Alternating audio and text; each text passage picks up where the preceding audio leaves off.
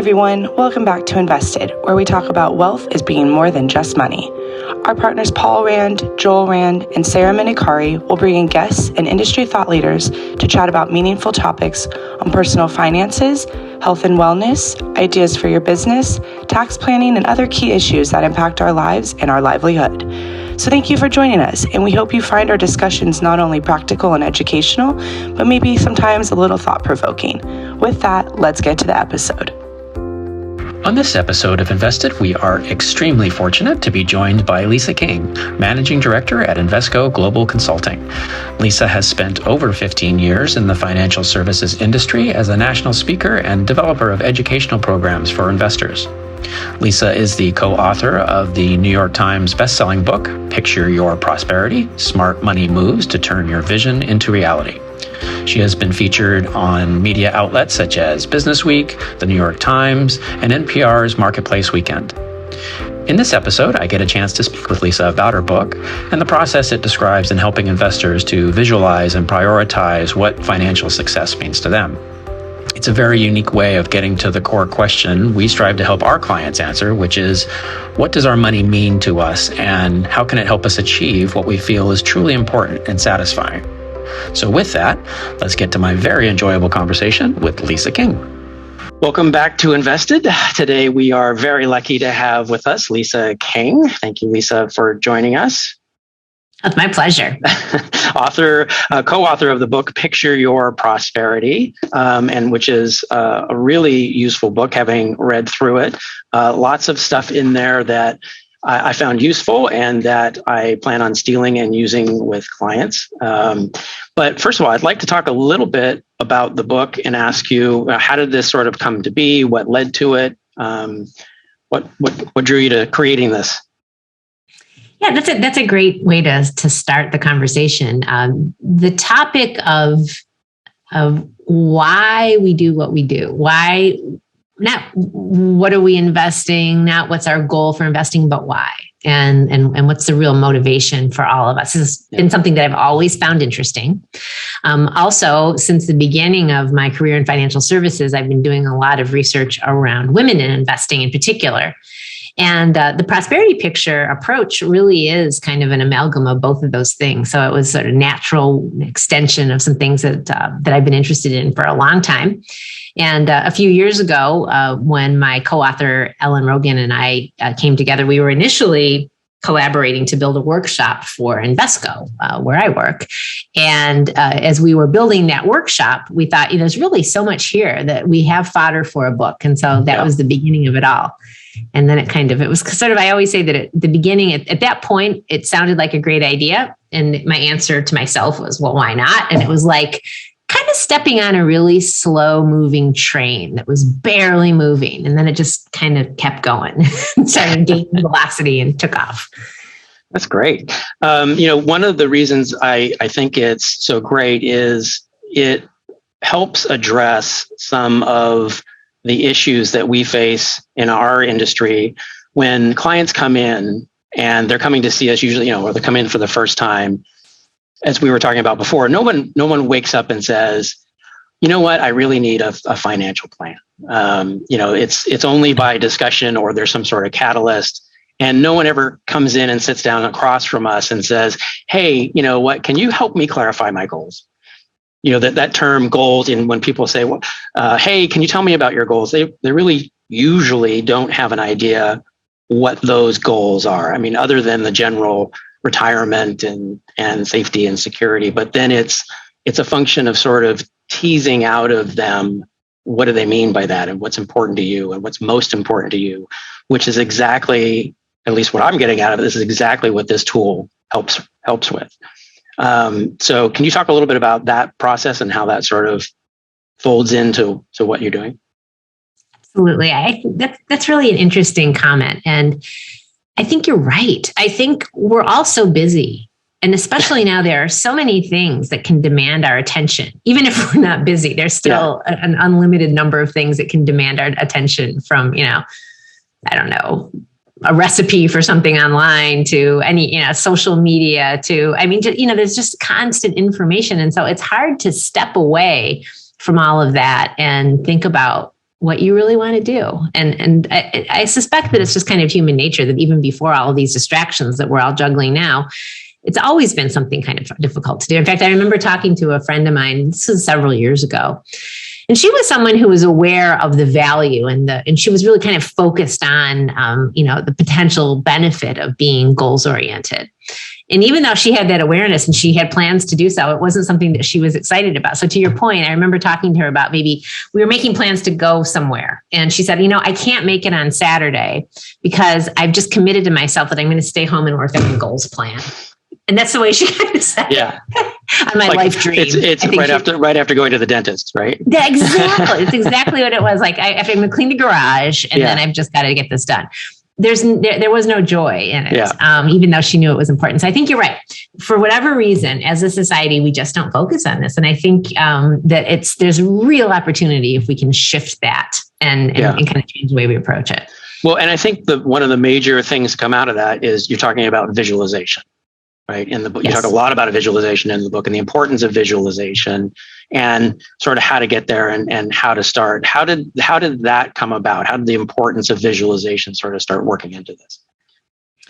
Well, as we were working on this and building it and working with people, we realized that was just a really natural way to get into the subject. When you think about it as humans on a very basic level, we're visual, from the moment that we land on this earth. We're visual far before we're verbal, far before our ability to, sort of think through complex thoughts and rationalize things and so on.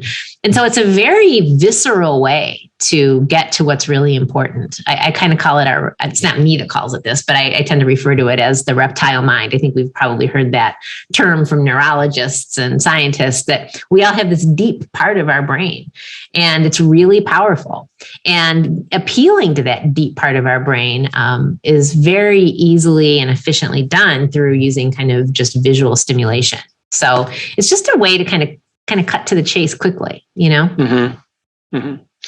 And so why don't we jump in a little bit to the process? And I do want to get into that. In reading through the book, there were a couple of things that I got out of there that I just, one of the things that you mentioned, and you talked about how to appeal to women. And I noticed in the book, it said, women are rational learners and men are independent learners. And so I wanted, what did you mean by that? What does that mean? So women are relational learners or tend to be rather relational learners, and men tend to be independent learners. And it's interesting that you picked that out. What that research says, and it's not our research, it's secondary research that we read about, but it's fairly widely embraced that women like to be in a group setting oftentimes. They like to bounce ideas off of one another and kind of be in a collaborative learning environment versus men who might be more comfortable with independent study and that, that sort of interaction, that back and forth. It's not that men don't like it, but it just may not be as helpful of a learning tool. And so that tends to be something that people that are, for example, putting together school curriculums or, looking at learning preferences will focus on. Yeah. And I'm sorry, did I say rational learners? I think so. That's what I heard anyway.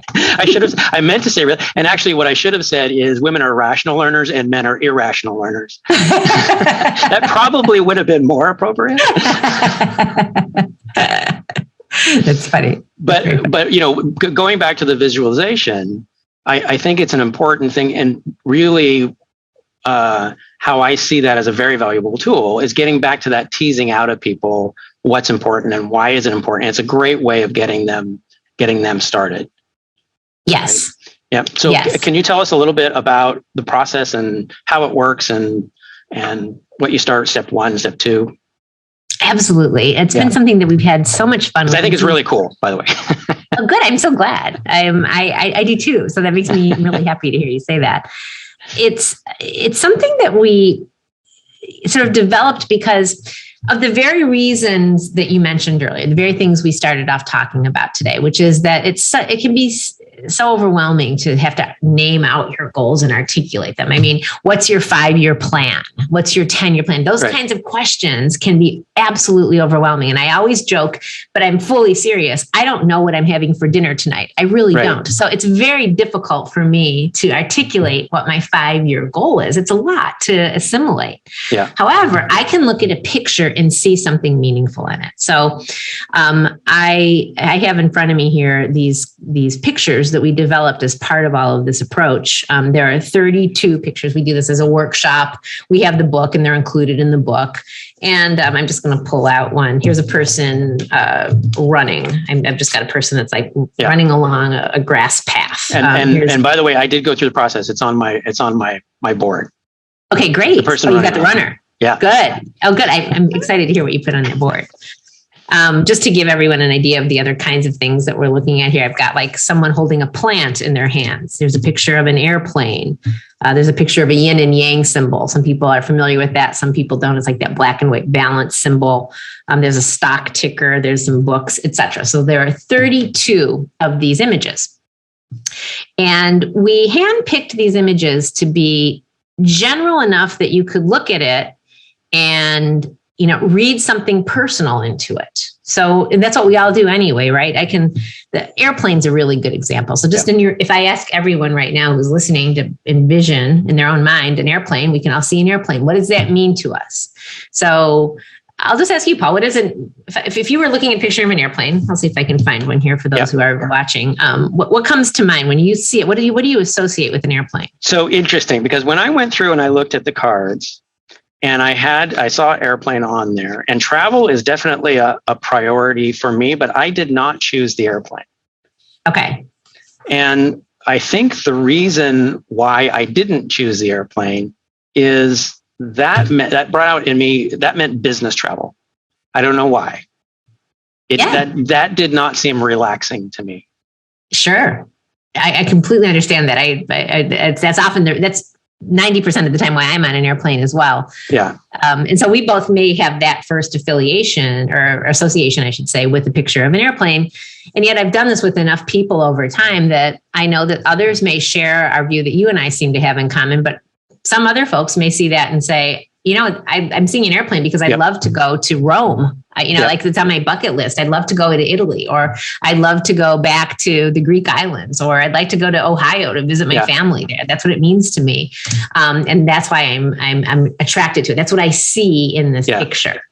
And so when you think about just that very simple process, it happens in a split second, right? Your brain sees it and makes an association. And that's exactly why we chose these visuals to start to get to the heart of goals around financial planning, because we could all, if we were all together in a room right now, we could all be looking at the same 32 pictures and we could all pick the ones that we liked. And that's the first step of what did you just pick? And you can do it really quickly within a matter of seconds or, a couple of minutes to go through all 32 images, and then have a pile of them that you like and a pile that you don't. And then usually the next step in the process is if we were, able to be all together in person, I would then ask, well, now pick one of these that you're particularly drawn to right now for whatever reason. Sometimes it's hard to pick one, and it doesn't have to be the only one that you'll ever pick, but just at this moment right now, for whatever reason, which one are you most drawn to? And I'll ask everyone in the room to do that now. And Paul, it sounds like you've done this. Yeah. So and I think you made an important point in the book that, hey, listen, don't struggle. This is not a life decision. We're not going to hold you to this and say, well, no, you picked the airplane. So, it's just, how are you feeling in this moment? Right. Yeah. Yeah. Yeah, absolutely. And mine was, and I immediately gravitated to the one that has the plate of food with a glass of wine at the table. Excellent. For many reasons. One of my favorites as well. So I'm going to walk you through a few questions. I'll actually do this. Yeah. I'll kind of outline all the questions all at once without hearing your answers, Paul. And then I'll come back to you and ask what your answers are, because this is what we would do if we were in person. Yeah. This is, if someone, had their hands on these pictures, this would be the next part of the process. So the questions are, as specifically as possible, what does this image mean to you? And you want to be as really specific, as specific as you possibly can. So that's the first question.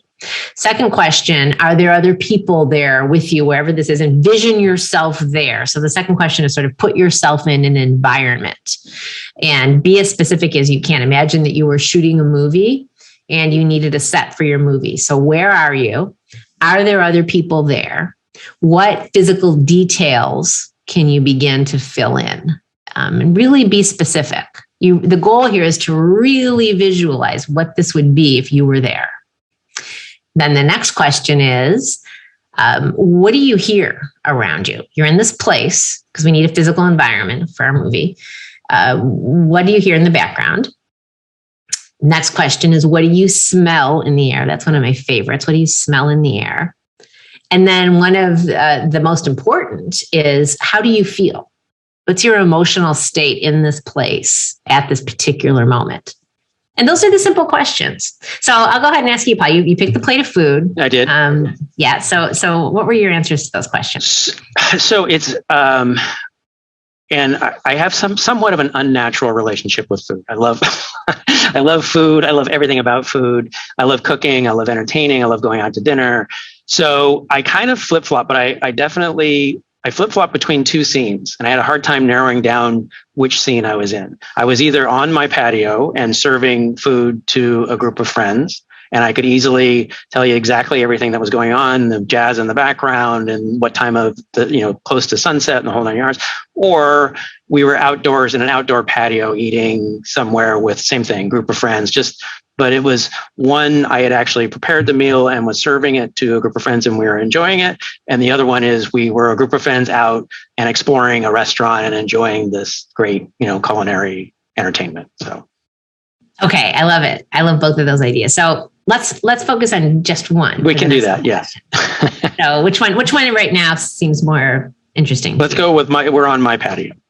Okay. I like that too. So we're on your patio. We already know we're hearing jazz in the background. We're hearing jazz. What do you smell in the air? I'm going to go with the safest one and say garlic. Okay. Very good. What are we hearing besides jazz? And what physical details can you begin to fill in? Any specifics that you're seeing? Sure. I think it's just the friends talking, laughing, the clinking of the glasses, the passing of the platters, that wonderful moment when everybody starts to eat, and then it goes silent for just a little bit while everybody does the evaluation and the internal critique, and then they start talking about things, right? I love it. I love it. I completely relate to that. And what was the emotional state that you felt? Oh, happiness, joy, sharing, giving. Yeah. It was warm. Yeah.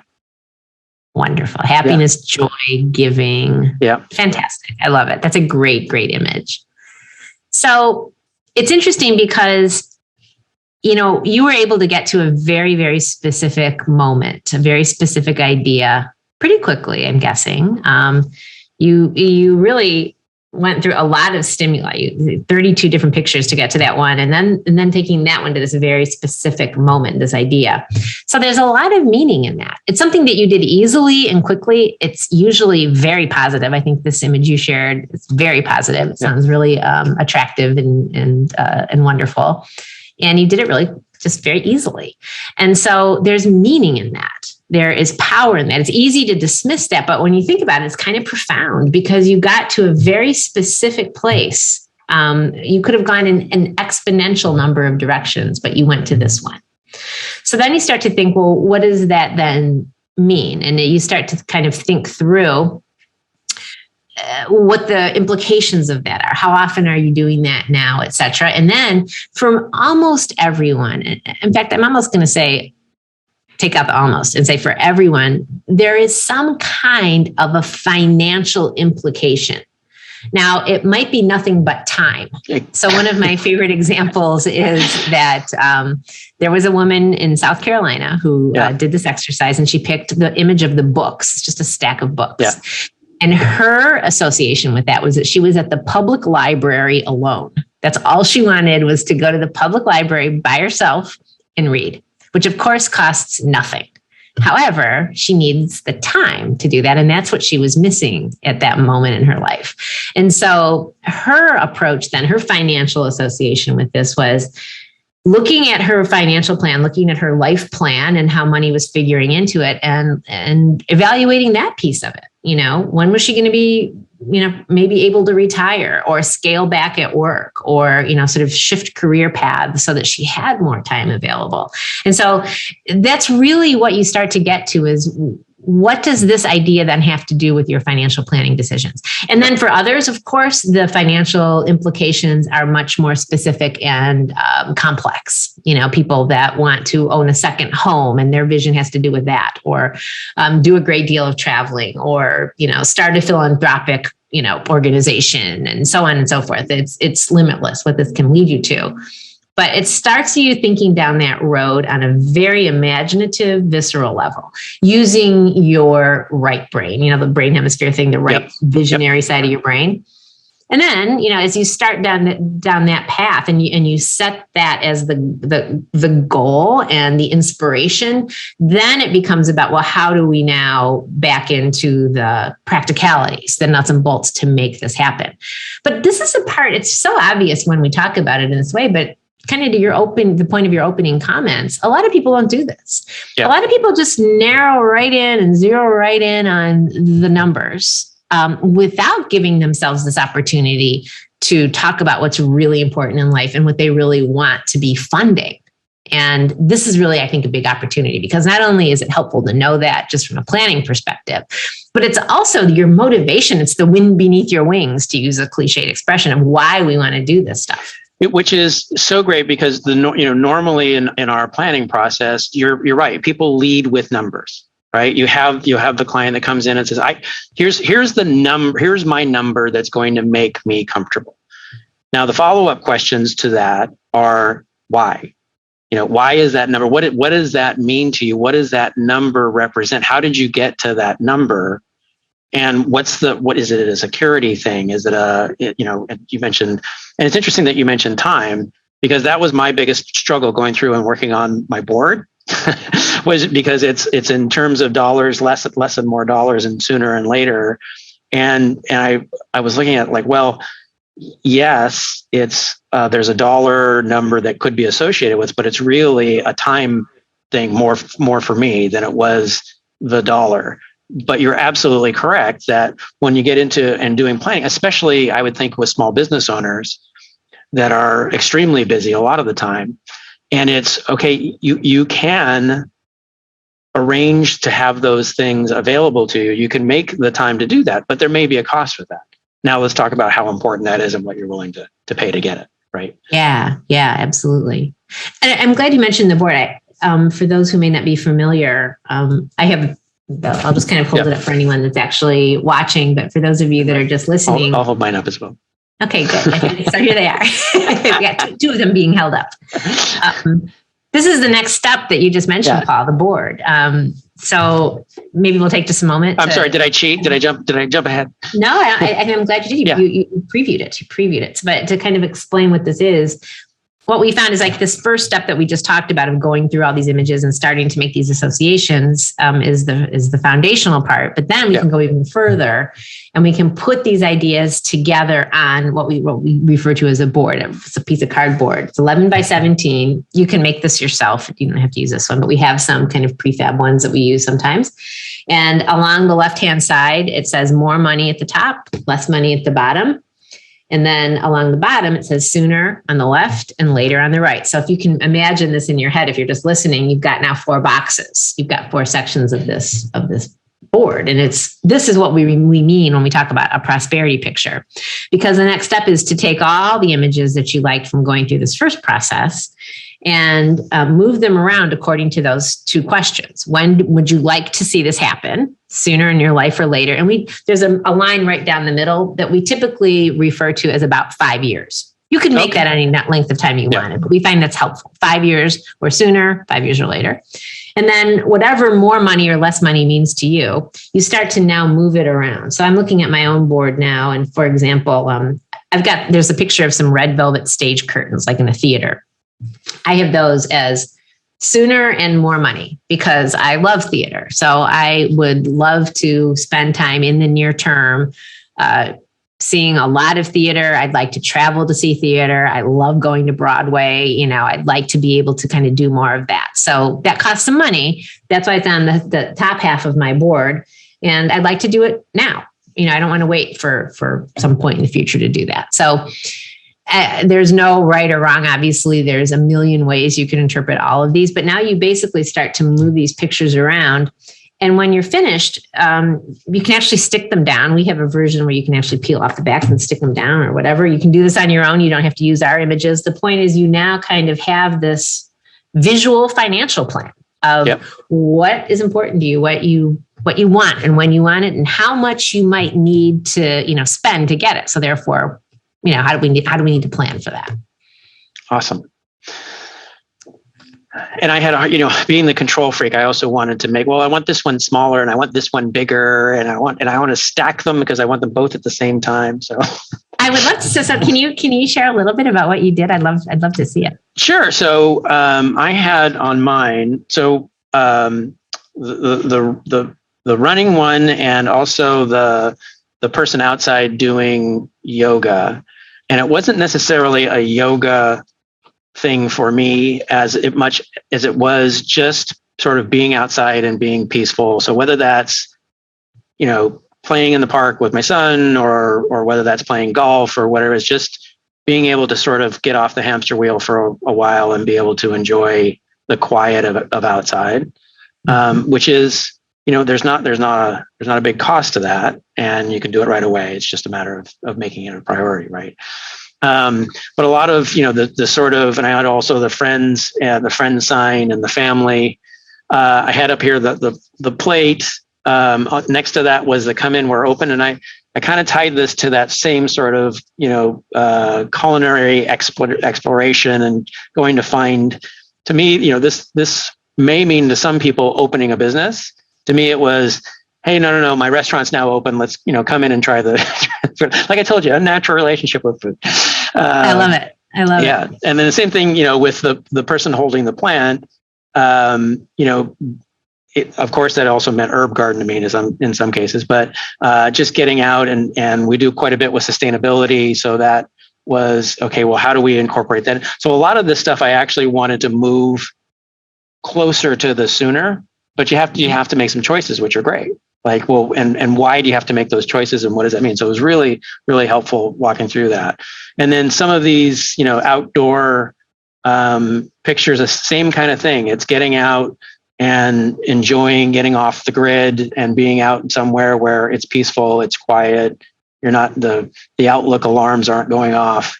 Right.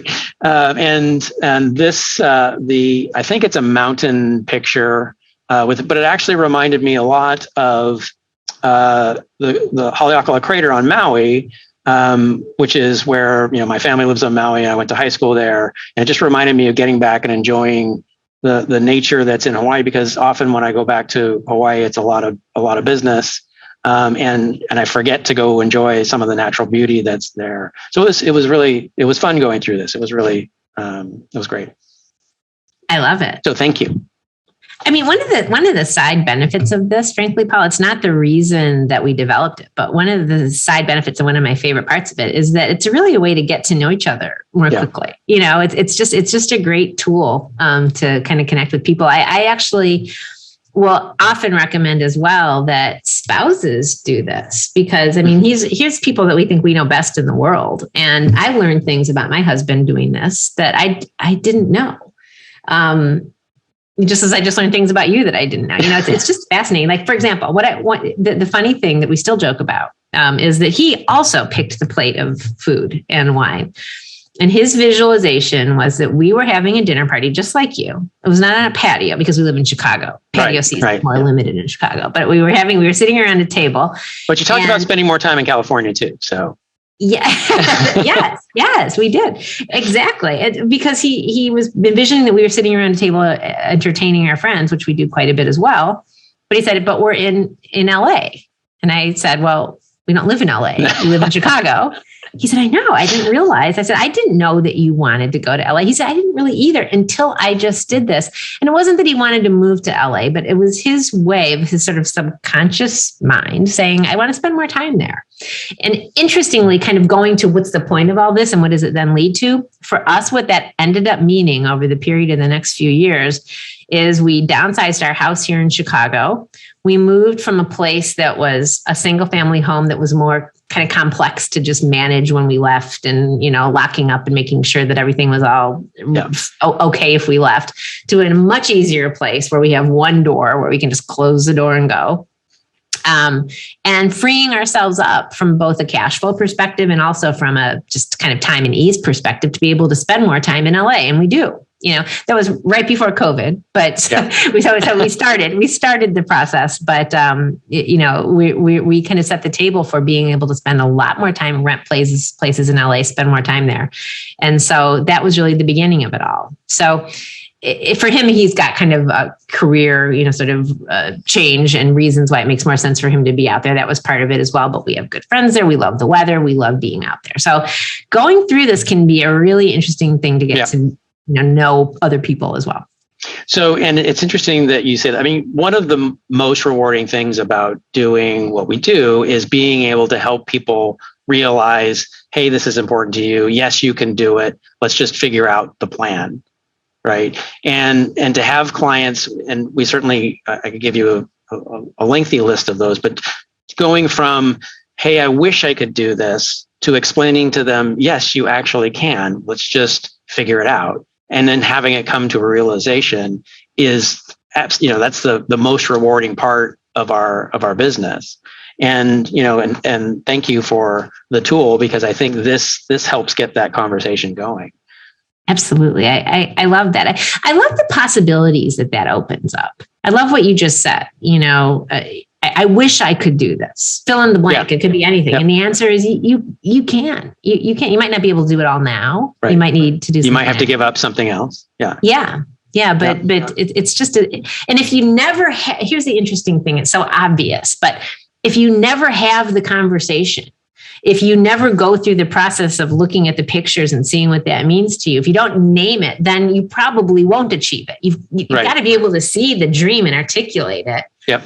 And then figure out how to get there. But if you don't give yourself that chance to do it, which, going back to the visualization part, right? Which is, and you mentioned this, I know it's in the book as well, but talking about how athletes use visualization. And, if you're a golfer, you visualize the shot. If you're a kicker, you visualize the kick, the kick going through the uprights, and how effective that is in actually making those things come to fruition. Absolutely. It's something that I think athletes have intuitively known forever. And it's interesting. I'm glad you brought that up, because there's been so much work around this area in the neuropsychology field. The role that visualization plays for all of us is much more expansive than neuroscientists have been able to prove until fairly recently. And now they're starting to see it because MRI technology is becoming more sophisticated. And our ability to understand exactly how the brain works is much deeper than it's ever been. And so psychologists are able to actually isolate the part of our brain that does this. There's a book by Harvard Med School grad, Dr. Srini Pillay. It's spelled Pillay. And he wrote a book called Your Brain in Business. And in that book, he makes this very simple claim that scientists now widely agree that we stimulate the same part of our brain when we think about completing an action as we do when we actually complete the action. So in really simple terms, if I ask you, Paul, think about right now, if you would, how would you raise your left arm in the air? How would you do that? You are right now thinking and using the exact same part of your brain that you do when you raise your left arm in the air. So the connection then between what we think and then how we actually execute it is much deeper than anyone ever realized. And it's part of our brain called the reticular activating system, or the RAS for short, that is the operative part of all this. And that acts as like a filter. It lets information in that helps us achieve things, misses information that doesn't help us achieve things. Like basically just kind of, it's really a filter, lets information in and keeps it out. The more we can stimulate that, that's the operative part of visualization. Yep.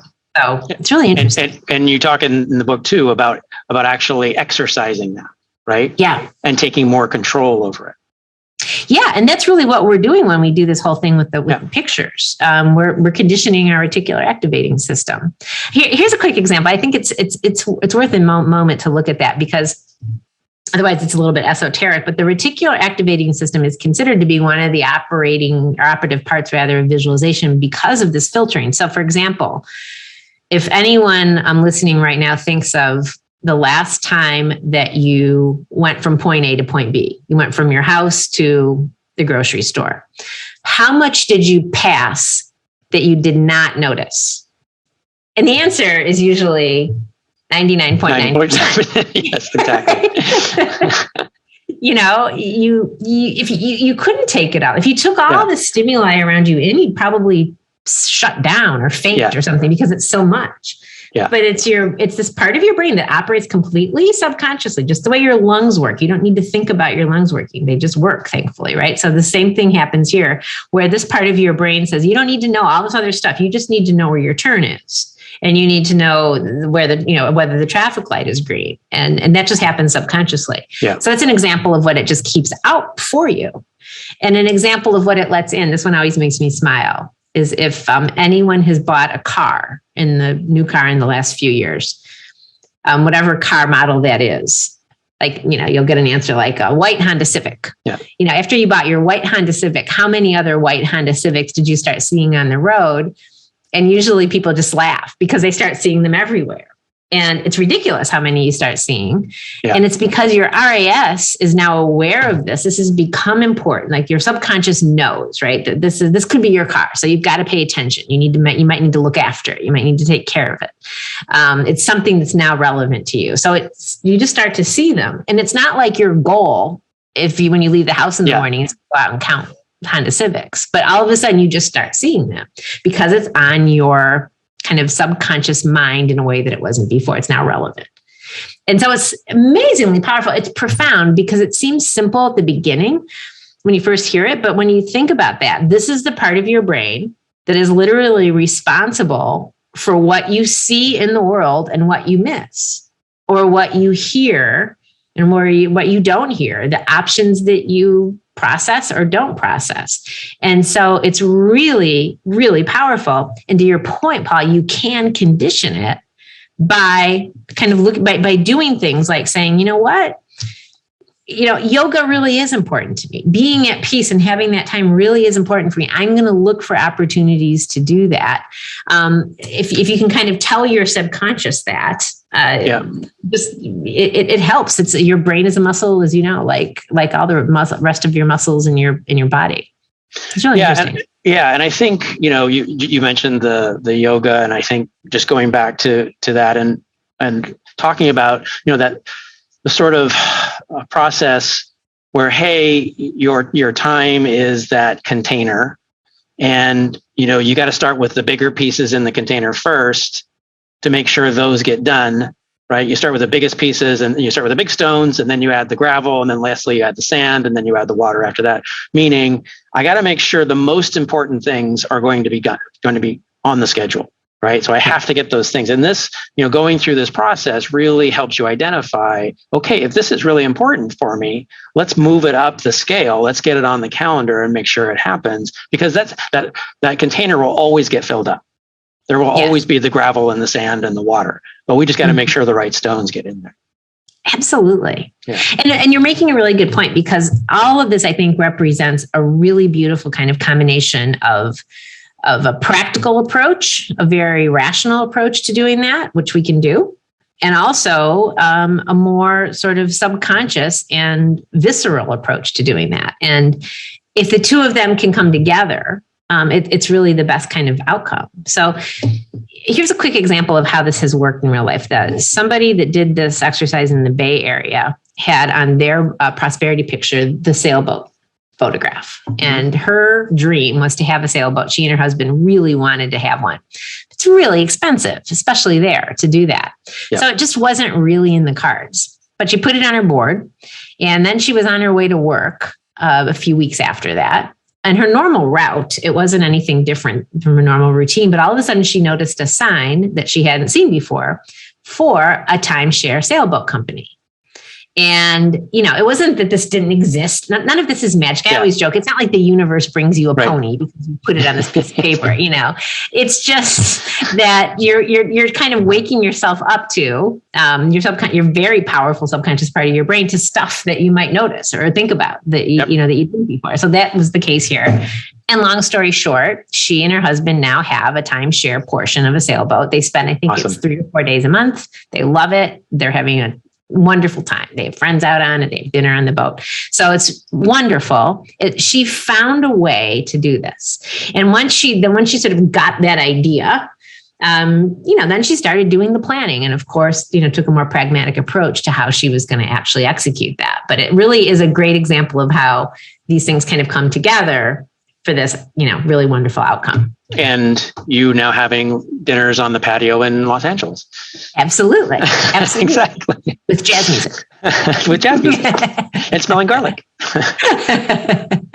So I do, I could keep you here forever and talk to you forever. But I do want to talk a little bit about how do you've gone through the process, you have your board, you've woken up and said, okay, these things. Now, how do you keep it top of mind? How do you make sure the application of it happens? So lots of ways you could do that. One is to put this up somewhere where you can see it. And I always, if you put this together, if you take the time to put it together, talk about it and put it somewhere like on your fridge or in your closet door so that you see it, in the morning when you're opening your closet. You don't have to spend a lot of conscious time, but just the fact that you sort of walk by it and notice something on it, that's how you condition your RAS. So, keeping it available, keeping it top of mind. People put pictures of it on their phone. I've got some people that they have it on their dashboard of their car, that kind of thing. So you just have it somewhere where you can see it. That's one thing you can do. And then you can decide, okay, let's use some pragmatic things that we can do now. We can talk about isolating 3 to 5 of these ideas and starting to plan for them. You can start to look at, how does this affect other aspects of my own financial planning? What are some of the tools that I need to have in place to make this happen? Am I saving and investing at a rate that's going to allow me to pursue some of these things? And, that's a big, hairy question. Am I saving and investing enough? You can answer that in a million ways. But I think having a very clear idea of what you're trying to save and invest for helps you, not only because it motivates you toward that idea, but it also helps you, kind of back into a number that works for you. So looking at that is something you can do. Looking at other things that you might have from an infrastructure point of view, other planning tools, insurance and estate planning and things like that will often dovetail with some of these ideas. The more practical building blocks of financial planning, the more traditional building blocks come into play very heavily once you get into this execution stage. Yeah. So, we tell people all the time that come on board with us is that, we'll now become your CNO, your chief nagging officer. And, we'll keep you, but to have a tool and to have something to say, hey, let's go back and revisit this. We talked about this and you said that this was important and how are we progressing? I think it's great. That's really awesome. Absolutely. Yeah. Yeah. I always kind of, make the point with folks that we all, we have statements. You open up an investment account, you get a statement, you get, numbers, you get pie charts and so on. It's not really about that. I mean, that's wonderful. Of course, it's a tool, but it's really about this. I mean, the reason we want those numbers to grow is this. It is so that we can make these things happen and get closer to these being a reality. And then your portfolio is a tool to help you do that. Exactly. And it's a very obvious connection, but people tend to silo them all the time. So bringing them together is really important. No, and just going through and going through the planning process and bringing that back to the financial plan, we go through that discussion all the time, right? Because here's the financial plan, not the 180 page document with all the charts and the graphs, but here's the stuff that you said was really important. Here's how we said we were going to get there. How are we doing on that? And the simpler that we can make that process for the clients, the better, and the more meaning it has to them. And to go, and even going back to, performance reporting, and we sit down and we say, okay, well, nobody really wants to go through the performance report. I mean, really, they want to see how they're doing, absolutely. But the benchmark, as we tell people all the time, is not how are you doing versus the S&P 500. The benchmark is how are you doing versus your plan. Yeah. Because we started with the goals. We said here are the goals you want to accomplish. Here's the level of importance, and here's what we need to do to get there. Are we on track? And that's really what the performance report should be, is how closely are we tracking that? Absolutely. It really is about that. I love that. Lisa, thank you so much. I really appreciate you taking the time. I enjoyed reading through the book. I enjoyed the process. Hopefully you'll come back. I would love to come back. It was wonderful. Thank you so much for the conversation. Thanks. So that's our episode for today. Thank you for listening. If you found this topic interesting or useful, please let us know. Or if there are other topics you'd like us to address, let us know that too. We'd love to hear from you. Thanks for joining us, and thanks for being invested. Neither Invesco Distributors Incorporated nor Lisa King is affiliated with the RAND Group. The RAND Group is a group comprised of investment professionals registered with Hightower Advisors, LLC, an SEC-registered investment advisor. Some investment professionals may also be registered with Hightower Securities, LLC, member FINRA and SIPC. Advisory services are offered through Hightower Advisors, LLC. Securities are offered through Hightower Securities, LLC. This is not an offer to buy or sell securities. No investment process is free of risk, and there is no guarantee that the investment process or the investment opportunities referenced herein will be profitable. Past performance is neither indicative nor a guarantee of future results. The investment opportunities referenced herein may not be suitable for all investors. All data or other information referenced herein is from sources believed to be reliable. Any opinions, news, research, analysis, prices, or other data information contained in this presentation is provided as general market commentary and does not constitute investment advice. The RAND Group and Hightower Advisors, LLC, or any of its affiliates make no representations or warranties express or implied as to the accuracy or completeness of the information or for the statements or errors or omissions or results obtained from the use of this information. The RAND Group and Hightower Advisors, LLC assume no liability for any action made or taken in reliance on or relating in any way to this information. The information is provided as of the date referenced in the document. Such data and other information are subject to change without notice. This document was created for informational purposes only. The opinions expressed herein are solely those of the author and do not represent those of Hightower Advisors, LLC, or any of its affiliates.